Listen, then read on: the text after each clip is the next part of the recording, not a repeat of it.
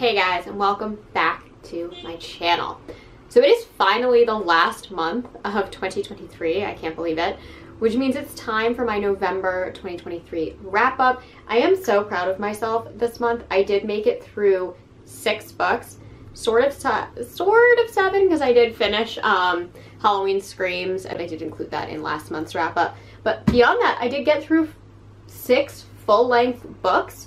One is a memoir, and I did listen to it as an audiobook. I'm not really going to talk about it too much because it's not horror, but I am going to talk about the fact that I read it, or I guess listened to it. I don't know, what do you call reading if you're listening to an audiobook? I don't know. I will say that I had a pretty well-balanced reading month. I have a bunch of like 3-star reads. I do have a 5-star read, and I also have a 2-star read. So we're going to dive into that, chat about it, and yeah.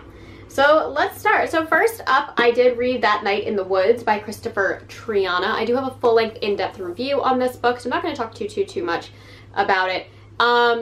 This is the 3rd release from Christopher Triana this year. He has really been on a roll with releasing books this year. I read his other 2 releases, The Prettiest Girl in the Grave, as well as Along the River of Flesh, which is the sequel to Gone to See the Riverman. And I do have reviews on those, so if you are interested in those, check those out, because I did think that those were both stronger than this one. I'm going to read the synopsis really quickly. When Jennifer receives a message from Scott Dwyer after 20 years without contact, her first reaction is one of excitement. Scott was her first love, and now that she's in her 40s and in the middle of a divorce, nostalgia gets the better of her.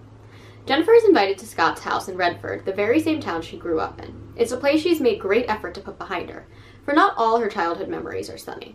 When she accepts and returns to her old hometown, she struggles with mixed feelings, especially when she learns of the death of Stephen Winters, one of her childhood friends. Scott invites 3 other people from their past to honor Stephen's memory: Corey, Tracy, and Mark. But the group is more than old friends. They share a dark secret that has troubled them for decades. Now it's time to face their traumatic past. Together they must unravel the mystery of what happened that night in the patch of forest behind Scott's house, a place once known as Suicide Woods. This book is interesting because it does that kind of like parallel between teenagers and adults, very much in like the kind of classic coming of age story. However, I wouldn't consider this in any way, shape, or form a coming of age story because we really only focus on one night from our teenage characters' lives, and then the vast majority of the rest of the novel is how that night has now affected them like 15-20 years later. Highlights of this book definitely include the fact that I did think it was an original and kind of unique concept. I really liked the focus on more of the traditional folklore aspects of Halloween. However, this novel being set partially on Halloween night didn't necessarily scream a Halloween-centric story to me. I think there were a lot of other aspects of this kind of like small town folk horror that were more prominent. I was pretty invested in this novel up until the last few pages. I felt that the last few pages really didn't fit the overall narrative, especially with Christopher Triana, who I think does a pretty good job at kind of landing, of sticking his landings. I felt like the ending of this really went off the rails. I also felt that we got a lot of character development that kind of led nowhere. There were a lot of story arcs of some of our main characters whose conclusions to me also fell short. So I wasn't the biggest fan of this because it was enjoyable for at least the first 2/3. This is a 3-star read for me, but the ending really did pretty much fall flat.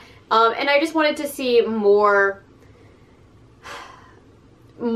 attention to detail when it came to the conclusions of our character stories, and I just really felt like that didn't manifest in a way that I'm used to with Christopher Triana, because he is slowly becoming one of my favorite authors. This one is not the super extreme. There is one pretty extreme circumstance in this novel. It is kind of implied. It isn't really spoken about in great detail, so if you are somebody who is not into super extreme horror, even though Christopher Triana is a extreme horror author, this one isn't too bad. But yeah, if you're into more of like a folk horror story, like if you're a fan of a lot of Adam Neville's later books, you'll probably really enjoy that. Like if you liked the reddening, you'll probably enjoy that novel. But yeah, 3 stars. I've read much better from Triana, so a little disappointed in it. But I wouldn't, if you're a fan of Triana, you might enjoy that. Okay, next up. This was What Kind of Mother by Clay McLeod Chapman. Now, I do have a full review on this novel as well, and I'm not going to go and read the inside flap of this book solely because I just don't think it does a good job explaining what this story is about. In my review, if you watched it, you'll hear me talk about how Clay McLeod Chapman is one of those like real hit or miss authors with me.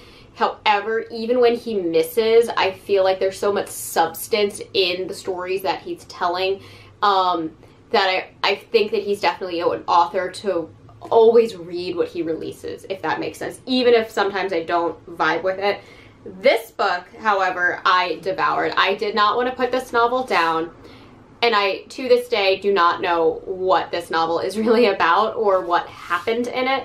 I did say in my review that I felt like What Kind of Father or What Kind of Parent is probably a better story because I think the relationships between our main character's foil, who is a father, is a little bit more on the nose with what this novel seems to be talking about.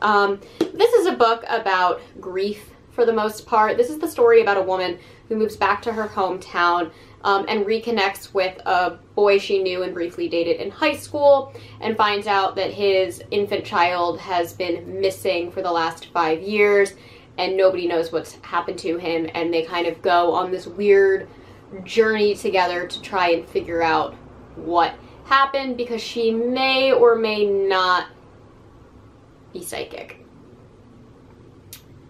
That's like the premise that kind of starts everything, but this story is really about the internal grieving and how that grieving of a father who has lost a child can really manifest certain things in your life. This book has body horror. This book focuses quite a lot on the intricacies of like crustaceans and sea creatures and living in like a port town.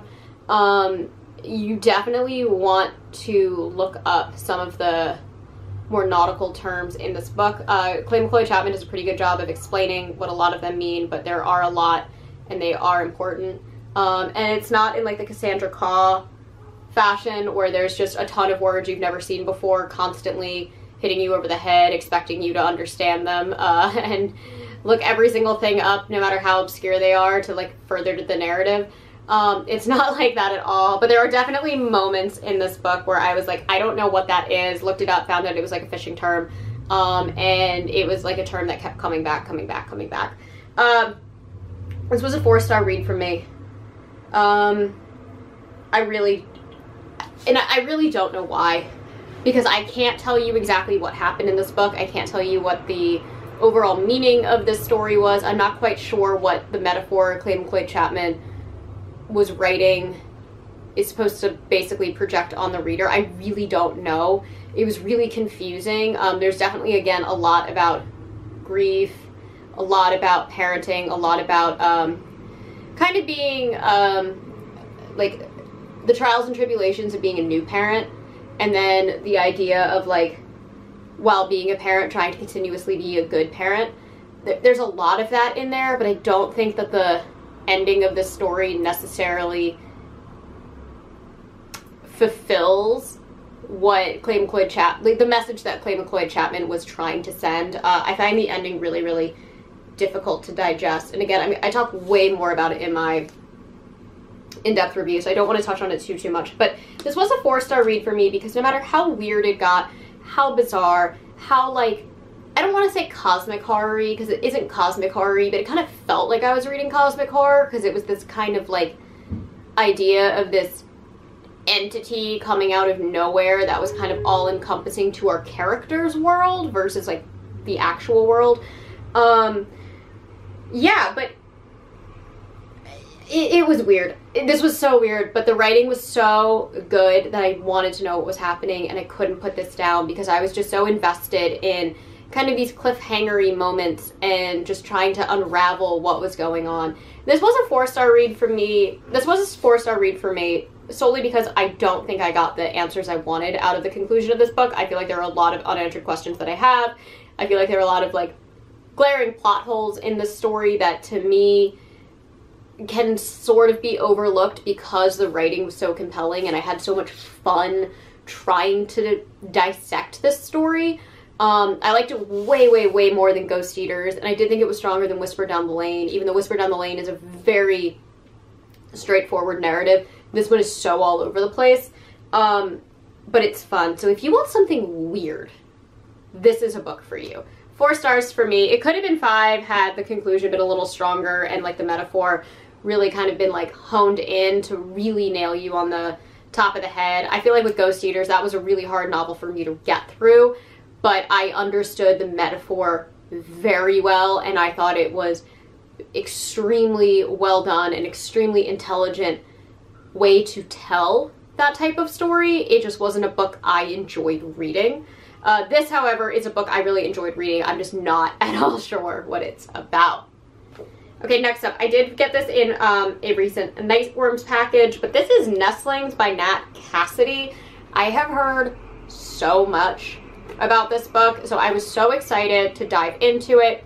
This is the story of a couple who win the housing lottery and get to move into kind of the upper class elite Central Park facing into a Central Park facing building, kind of like the Dakota, if you've heard of that building, or like the Plaza. Even though they are kind of from like a middle class background, the wife has been temporarily paralyzed and she is in a wheelchair, and they do have a newborn daughter.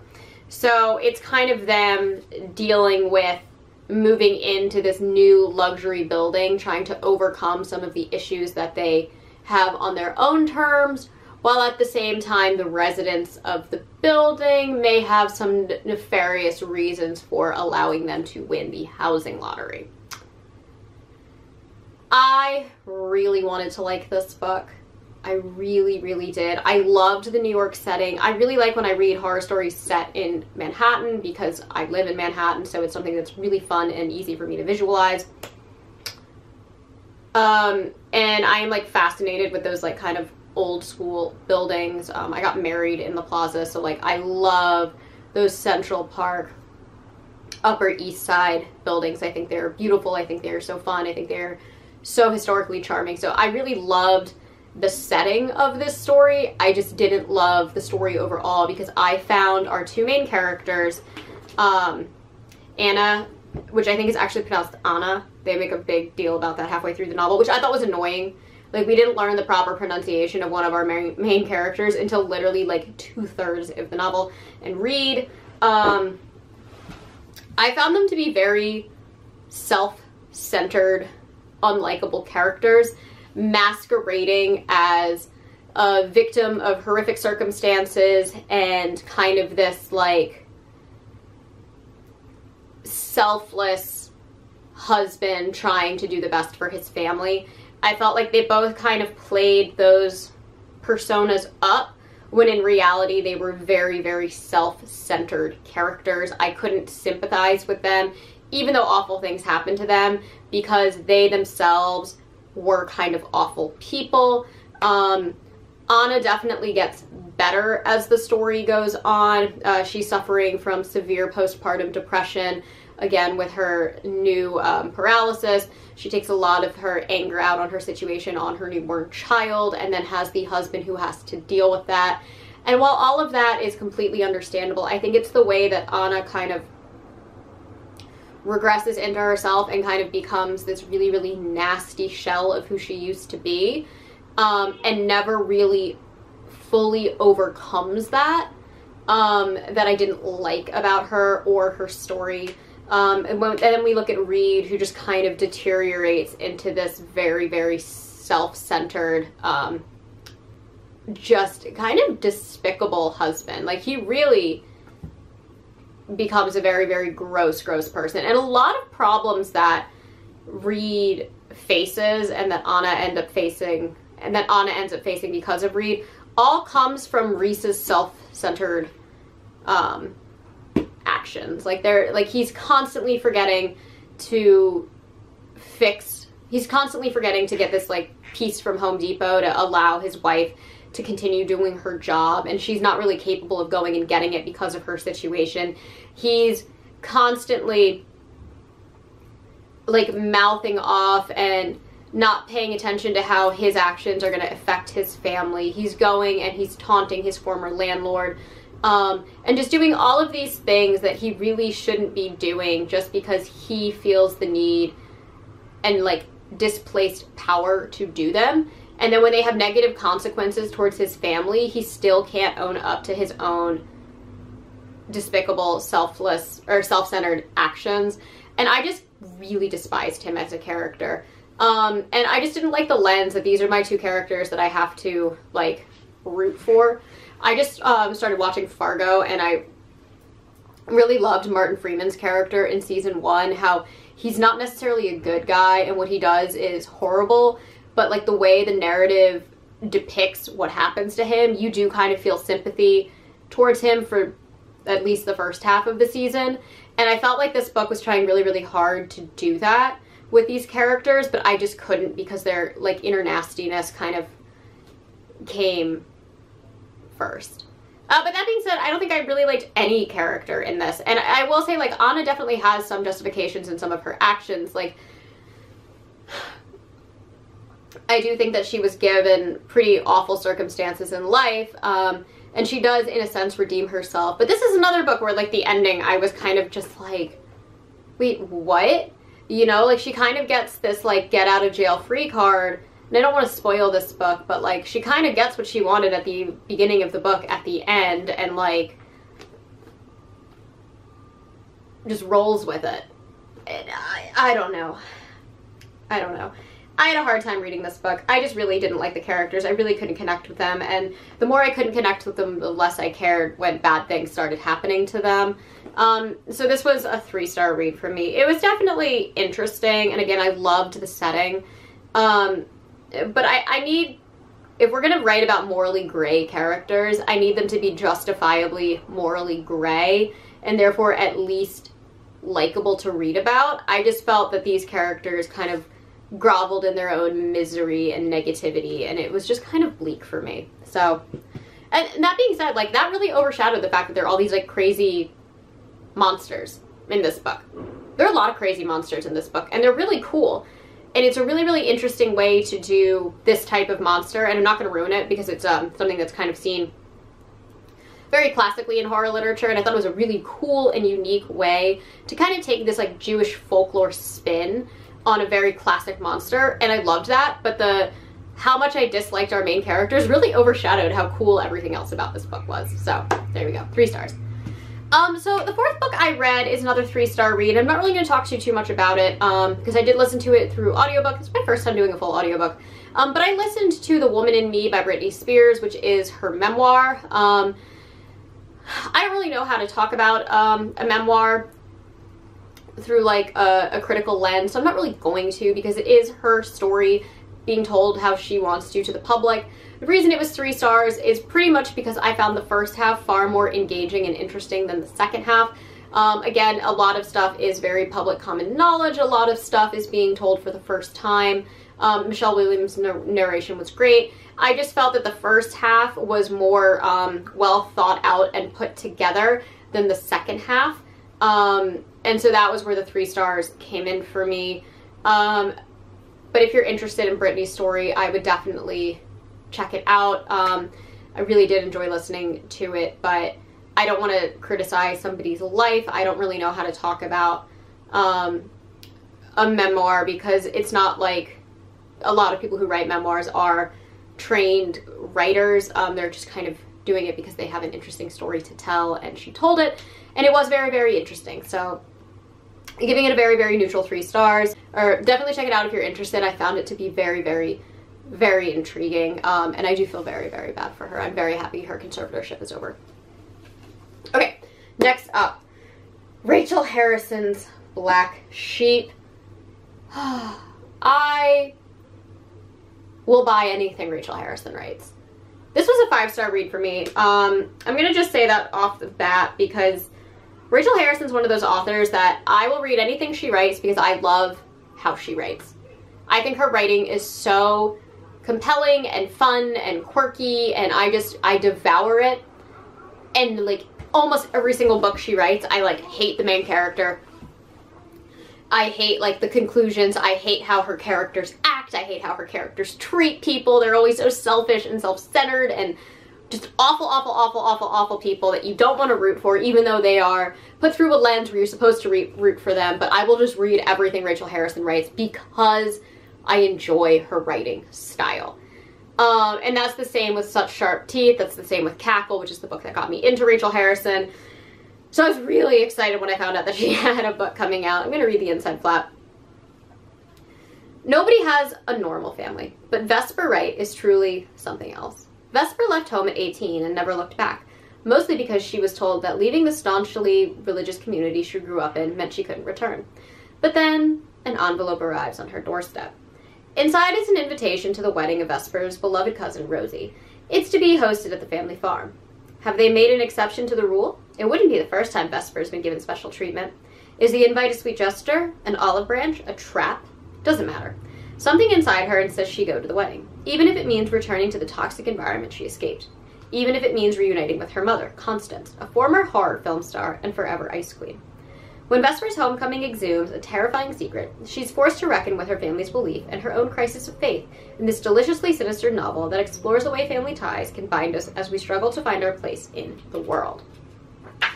And I do have a signed copy, and she signed it in pink, and I think that's awesome. I just got it at the Strand, though, so I didn't get to actually meet her. But yeah, so when I picked this up, I thought this was going to be about a cult and, like, escaping a cult. It kind of is. It's more about escaping a religion. But let me tell you, when they reveal the religion, I was like, this just got so much better. I will say I don't necessarily love how Rachel Harrison kind of formed this fake religion. To me, it kind of sounds like she took a lot of things that she thought were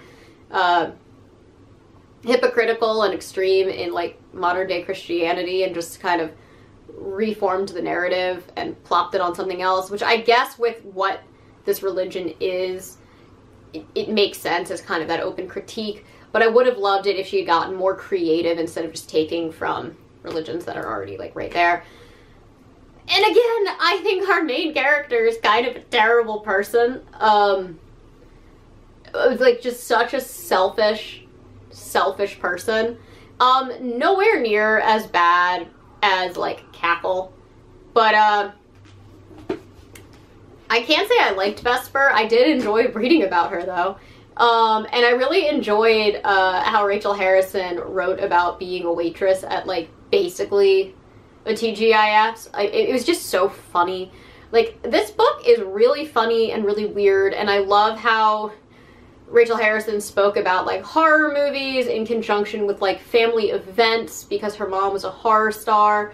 And so like all this like crazy dread that our main character has from like watching like 80s slasher films. Like this book is just funny.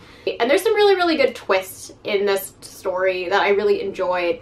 Those twists, however, kind of cater to this like glaring plot hole for me, which is like fine because again, this book was so fun to read.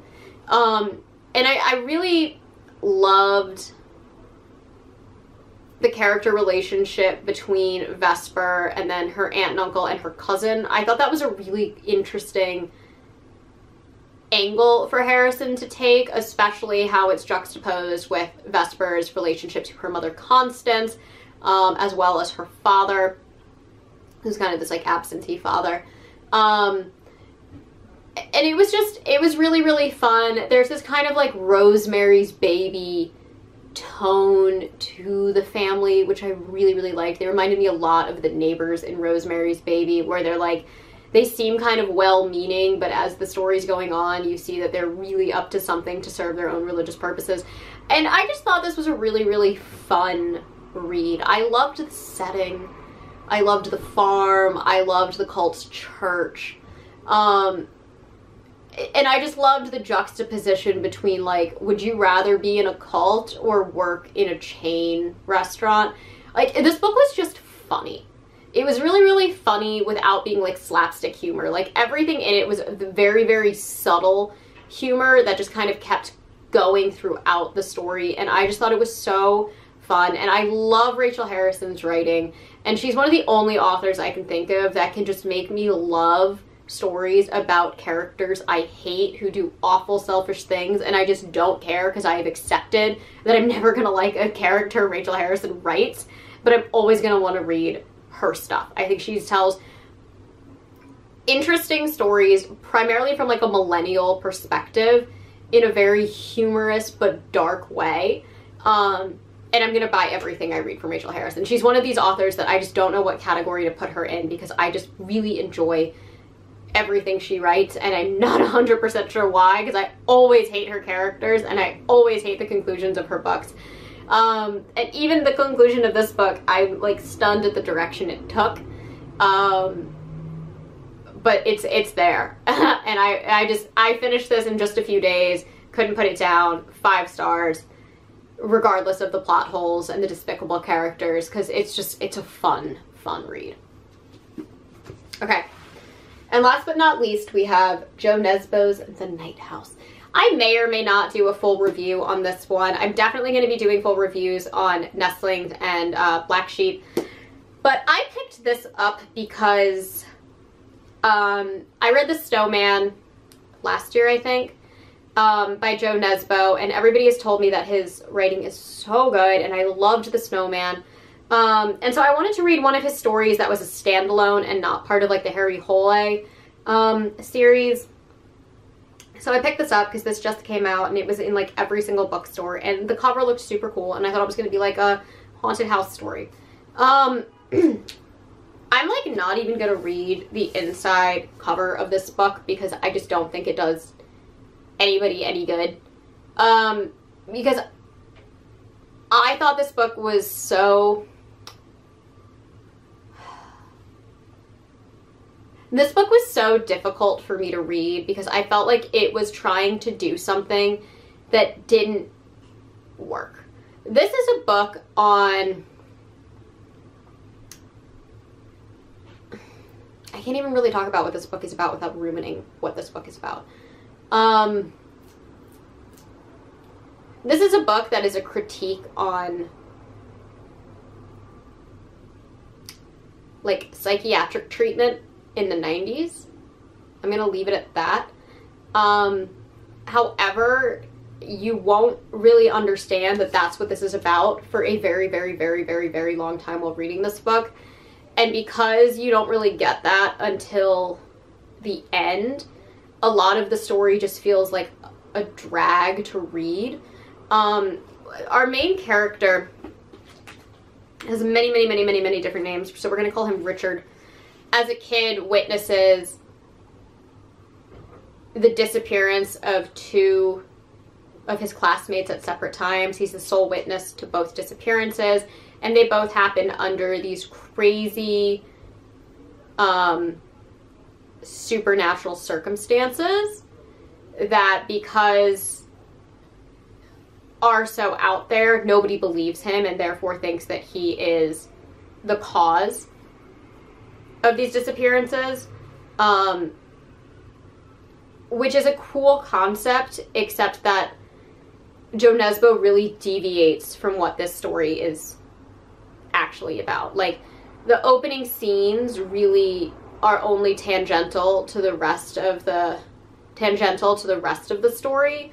And these stories come in different waves with these different plot points and characters and story arcs, and then it kind of does this moment of, like, oops, was it all a dream? Wait, let's tell this story in a different way. Oops, was it all a dream? Oh, let's tell this story in a different way. To kind of get to the conclusion at the very, very end. And I just found this very, very difficult to read, difficult to feel invested in, and difficult to understand, like, what was real and what wasn't. And I almost feel like the book is broken into 3 parts, and the first part is significantly longer than both the second and the third. And I really, really feel like it could have just ended at part 1 and just been like a really bizarre story, and it would have maybe worked better, because I almost feel like part 1 was written first, and then everything that came in part 2 and 3, Joe Nesbo kind of had the idea to write after the fact, that it wasn't like something that he was planning on doing from the very, very beginning. So I just had a really, really difficult time with this book, because I'm just not sure what it was trying to say, who each character was and what they represented, because I feel like a lot of the characters got kind of jumbled and mixed up throughout the story. And it's called The Night House, and the actual house is so infrequently seen in the story that I also felt that the title of this book was extremely misleading.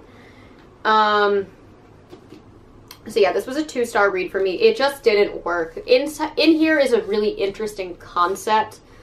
I just don't think it was executed well at all, and it became really, really difficult for me to read and follow. And it's a pretty short book. I felt like when I first picked it up that I could read it in 2 or 3 days, and it took way longer than that, just because I had to really just like force myself to read this. And that was the exact opposite of the case that I had with the last Joe Nesbo book that I read. So I don't know. I wanted to enjoy it, but I didn't, and I couldn't. It was a real struggle for me, so take that as you will. Anyways, that is all that I have for you guys today. As always, I try to post every Monday and Thursday, sometimes on Saturdays, and if you enjoy these videos, please hit the like and subscribe buttons down below, and I will catch you on the next one. Mwah.